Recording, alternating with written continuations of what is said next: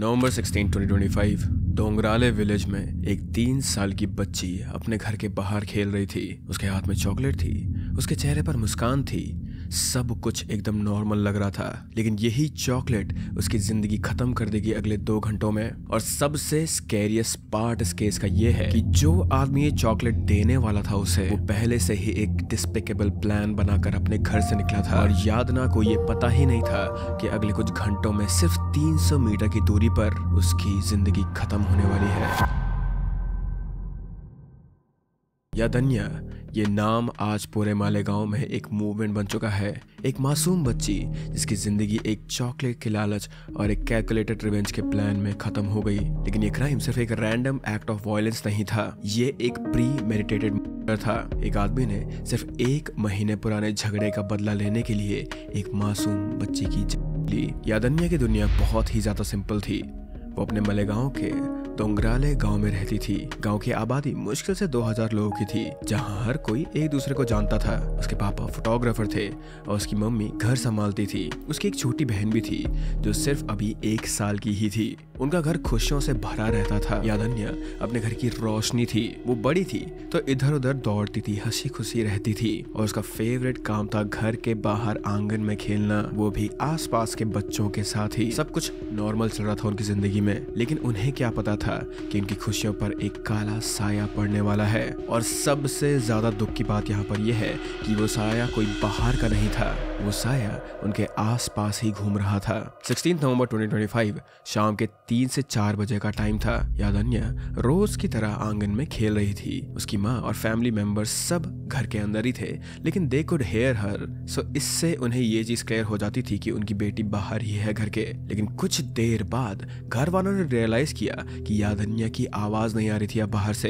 पहले तो सबको लगा कि शायद से वो किसी और गली में चली गई होगी खेलने के लिए। लेकिन जब 35 से 40 मिनट निकल गए और वो लौटी नहीं, तो सबके अंदर डर बढ़ने लगा था। नाउ एट दिस टाइम उसके पापा बाहर गए थे काम के सिलसिले में, पर घर वालों और गांव वालों ने मिलकर यादन्या को ढूंढना शुरू कर दिया था तुरंत। छोटा सा गांव था इन लोग का, no street lights, no CCTV cameras are here. जैसे जैसे अंधेरा बढ़ता गया, घर वालों की हिम्मत टूटने लगी। लेकिन फिर शाम के लगभग 7:30 बजे गांव वालों को एक बहुत बुरी न्यूज मिली। यादन्या के घर से सिर्फ 300 मीटर दूर पर एक मोबाइल टावर के पास झाड़ियों में यादन्या की पड़ी थी। उसके शरीर पर जख्मों के निशान थे और जो सबसे डरावनी चीज है वो ये थी कि उसका सर एक भारी पत्थर से क्या था। 3 साल की बच्ची के साथ ही सब कुछ हुआ था, ये सोचकर ही रूह कांप जाती है। This was quite a big thing for such a small village. इसलिए सीधा पुलिस इन्वेस्टिगेशन शुरू हो गई थी यहाँ पर। सबसे पहले पुलिस ने ये नोटिस करा कि बॉडी इतने ज्यादा करीब मिली है उन्हें, तो उनका कातिल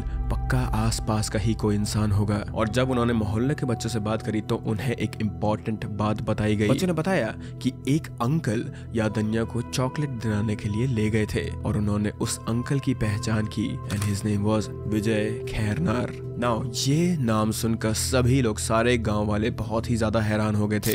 विजय 24 साल का था।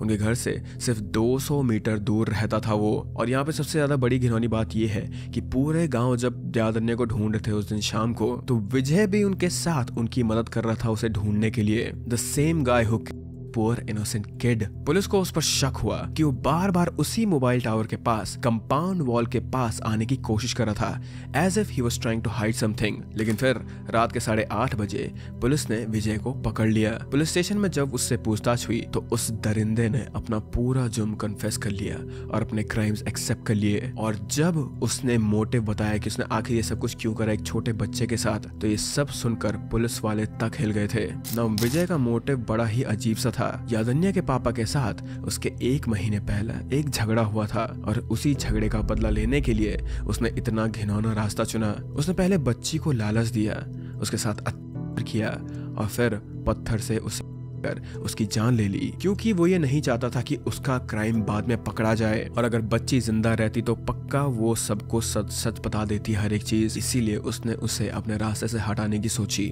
नाउ यहाँ पर पुलिस ने विजय को अरेस्ट कर लिया है। डीएनए एविडेंसेस भी मैच हो गए हैं यहाँ पर और उसने अपना जुर्म खुद ही कन्फेस कर लिया है। So everything is clear, right? लेकिन इसके बाद जो हुआ दैट वाज वेरी इंपॉर्टेंट। पूरे मालेगांव में गुस्सा फैल गया था। हजारों लोग सड़क पर उतर गए थे, किसान, मजदूर और किन्नर समाज भी। ही ये सभी लोग साथ में मिलकर प्रोटेस्ट करने लग गए थे और पूरे मालेगांव तालुका में फुल शटडाउन कर दिया गया था। लोगों की एक ही डिमांड थी, जस्टिस फॉर यादन्या। वो सब चिल्लाते रहे कि इस केस को फास्ट ट्रैक किया जाए और विजय को फांसी दी जाए, क्योंकि उन्हें डर है कि ये केस भी कहीं दूसरे मामलों की तरह लंबा ना खिंच जाए और ये बच ना जाए। तुमने देखा होगा वीडियो में बच्ची की माँ का दर्द, लोगों का गुस्सा। उन्होंने साफ कह दिया कि अगर इस दरिंदे को सजा नहीं मिली तो हम यहीं जान दे देंगे अपनी। यादन्या की कहानी हमें ये याद दिलाती है कि हमारा समाज कितना वल्नरेबल है और हम सबकी ही ये जिम्मेदारी है कि हमारी आवाज़ इतनी ऊंची हो कि इंसाफ जल्दी हो और ऐसे लोग ये जुर्म करने से पहले 100 बारी सोचें। नाउ एट दिस पॉइंट यादन्या को वापस तो नहीं लाया जा सकता है, लेकिन उसे इंसाफ जरूर मिल सकता है। So I hope that will happen in this case. But इसी के साथ ये केस अभी के लिए यहीं पर हॉल्ट पे है। And with that I hope that you guys are happy and healthy. And मैं मिलता हूँ तुम लोगों से अब अगले अपलोड में। Bye bye.